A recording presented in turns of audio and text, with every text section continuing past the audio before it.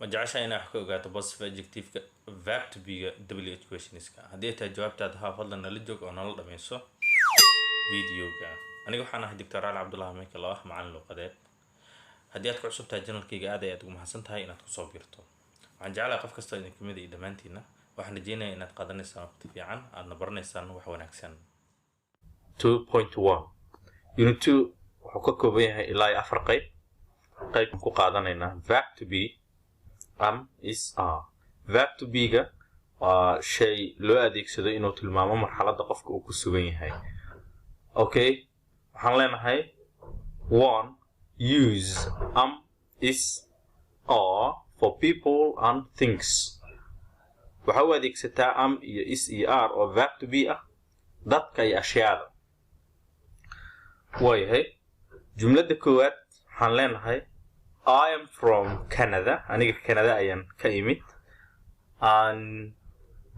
Tan labaad waxaan leenahay you're from Canada. You're from Canada. I mean you're a teacher. Okay? You are from Canada. Na waa dhihi kartaa. Adiga waxaa ka timid Canada. Waayahay he is from Canada. Asiga Canada ayuu ka yimid. He is a teacher. Asiga waa macallin. He is a teacher. No, I think short form. She's from Canada. She's a teacher. Why hey? أيضا معلومات. It's a photograph. وصور. It is a photograph. يدو صور. علنا هاي. They are in Tokyo. Tokyo أي جوان.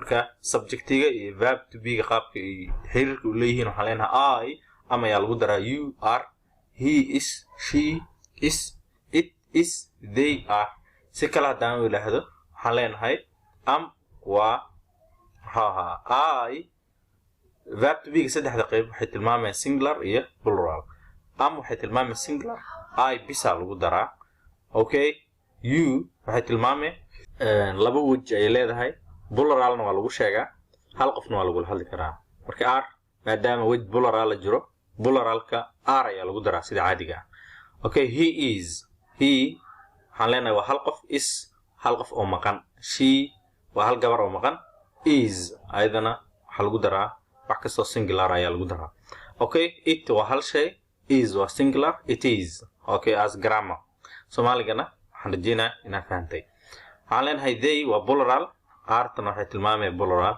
they are in Tokyo. Tokyo ay ku sugan yihiin ama they are students. Iyagu waa arday.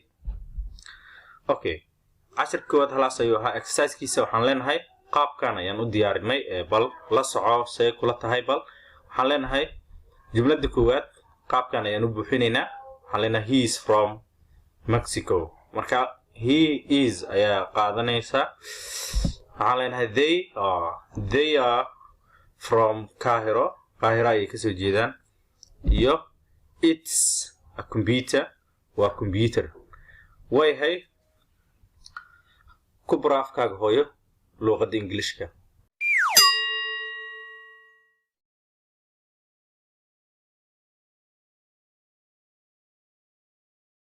possessive adjectives sifooyinka tilmaamo lahaanshaha hore ayaan wax uga soo sheegnay my iyo haddana mar labaad ayaan ku soo celinayaa haddii aadan videoga hore wax ka fahmin waxaan rajeynayaa inaad fahmi doonto waxaan leenahay erayga his iyo her my and your afartaas erayba waxaan leenahay possessive adjectives waa sifooyin tilmaamo lahaanshooyin example ahaan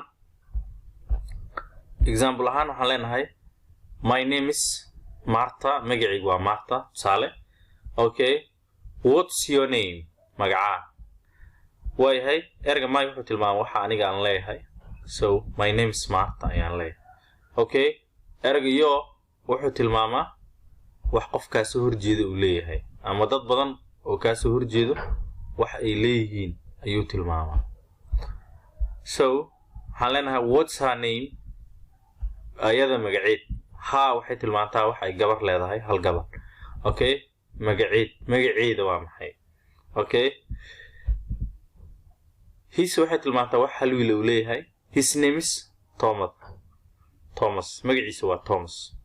Okay, meeshaan waxaan ku baranaynaa marka eraygan his waa possessive adjective is equal possessive adjective waa sifo tilmaanta shay qof leeyahay sida his car gaarigiisa, his computer computerkiisa. waxa xogaa u yara dhawaq eg erayga his marka short form he is laga dhigo ayuu u yara ekaadaa. His waxaan leenahay he is from Rome. He is Hanad. Okay, he is from Rome asiga Roma ayuu ka yimid. He is Hanad asiga waa wiilka Hanada. casharka inta ayuu ahaa kana waa exercise-ki complete the sentences jumladahan dhamaystir. Okay, number 1 waxaan ku dhamaystiraynaa erey ha ayaan ku dhamaystiraynaa. waxaan leenahay her name is Ana magaceedu waa Ana. She is Spanish waa gabar Spanish ah. Okay, kan labaad waxaan ku dhamaystiraynaa what is his name magaciis. What is his name magaciis. halkaas waxa ka maqan erey his ayaa ka maqan. Kevin ayaan leenahay. kan saddexaad waxaan leenahay my name is Ben magacaygu waa Ben. I'm from New York aniga New York ayaan kasoo jeedaa. 4 kan afraad hello I'm Tim aniga Tim ayaan ahay. What's your name adiga magacaa. halkaas maxaa ka maqan ereyga yo. weli fari kama qadna casharkeena waxaa noo xigo 2.3 questions with question words. su'aal wadata erey su'aaleed. erey su'aaleedka hore waxaan ugu soo hadalnay ereyga what iyo how. maantana waxaan kusoo kordhinaynaa ereyga where. So number 1 where and what are question words. Where ereyga ah iyo what waa erey su'aaleedyo. waxaan leenahay halkan waxaa geli karo baleeg ereyga where ayaan gelinaynaa. Where are you from halkeebaa ka timid. Where is she from halkeebay ka timid iyadu. Where is he from halkeebuu ka yimid asiga. ereyga short formka qaabkan ayaan u sameynaynaa. where's ayaan leenahay. what u imaa halkan waxaan leenahay what's your name. What's your name magacaa. What's your name magacaa. What's her name ayada magaceed. maxaa noo xiga ereyga where's waxau la mid yahay where is. what's waxay la mid tahay what is. Okay, halas casharku ah kana waa exercise-ki make the questions. isku dayna su'aal samayso. waxaan kugula talinaa videoga inaad istaagsato kabacdi aad ka shaqayso. Okay, number 1 where are you from halkee waa ka timid. halkaas ereyga waxaa ka maqan are. Okay, what is his name magaciis. Okay, kan saddexaad qaabkan u sameynayna where is the hospital isbitaalka xagee ku yaalaa. isbitaalki xagee buu ku yaalaa. waxaan leenahay what's your name magacaa. waxaan leenahay use or and is for people and things. waxaa u adeegsataa dadka iyo ashyaada. I'm from Brazil aniga Brazil ayaan ka imi ayaan ka soo jeedaa. Where are you from adiga xageebaa ka timid. Okay, example how I'm from Mogadishu oo kale.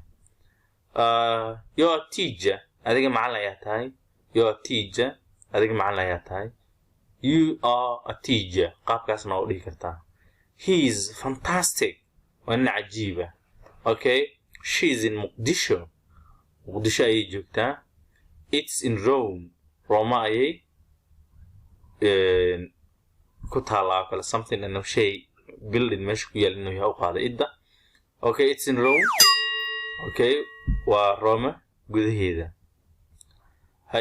They are on holiday ama they are on holiday. Holiday ayay ku jiraan. They are on holiday fasax ayay ku jiraan.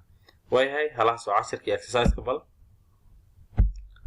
waxaan leenahay exercise-ka qaabkan ayaan u diyaarinaynaa. complete the sentences with jumladaha ku dhamaystirtaa is or are. is ama are ku dhamaystir. Okay, number 1 waxaan dhihi karnaa meeshaas They are married. Way guursadeen. They are married. Way guursadeen. 2 waxaan leenahay he is a doctor. Isiga waa dhakhtar. Number 3 maxaan leenahay it's beautiful. Way qurux badan tahay iyadu. It's beautiful. Way qurux badan tahay iyadu. Okay. ku bar afkaaga hooye luqadda Englishka. Waxaan ka rajaynayaa inaad like, subscribe haddii aad cusub tahay, comment and share to your friends. Okay.